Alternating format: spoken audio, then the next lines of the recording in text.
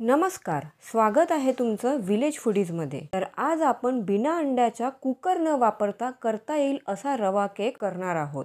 तर त्याकरिता इथे मी 1 वाटी बारीक रवा घेतलेला आहे।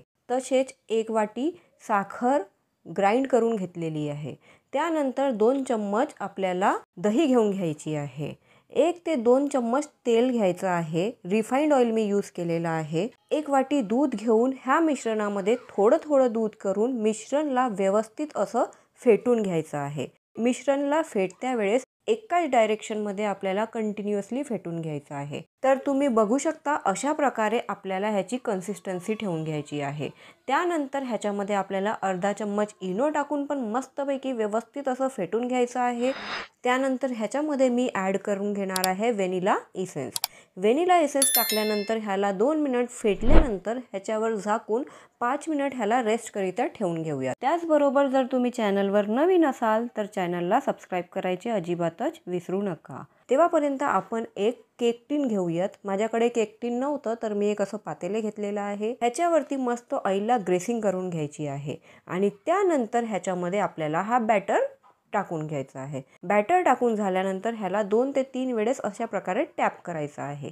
तर मी इथे पंपकिन सीड्स आणि बदाम टाकून घेत आहे। तर इथे मी कढई घेतलेली आहे। कढईमध्ये थोडंसं मीठ टाकून घ्यायचं आहे आणि अशा प्रकारे आपल्याला एक आळणी ठेवायची आहे।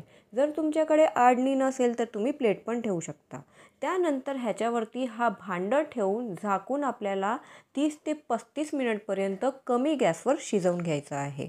30 ते 35 मिनिट झालेले आहे। तर मी टूथपिकनी चेक करून घेत आहे। आतमध्ये टाकून बाहेर काढलेला आहे तर टूथपिक पूर्णपणे ड्राय आलेला आहे, म्हणजे आपला केक व्यवस्थित असा शिजलेला आहे। थंड व्हायला ठेवूयात। केक जसाच थंड झाला तसंच आपण ह्याचे कॉर्नर्स चाकूच्या हेल्पनी काढून घेऊयात।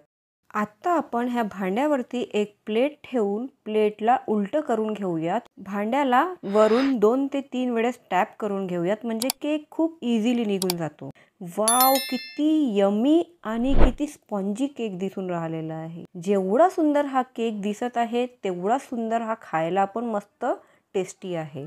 तर तुम्ही सुद्धा एकदा तरी हा रवा केक बनवून बघा।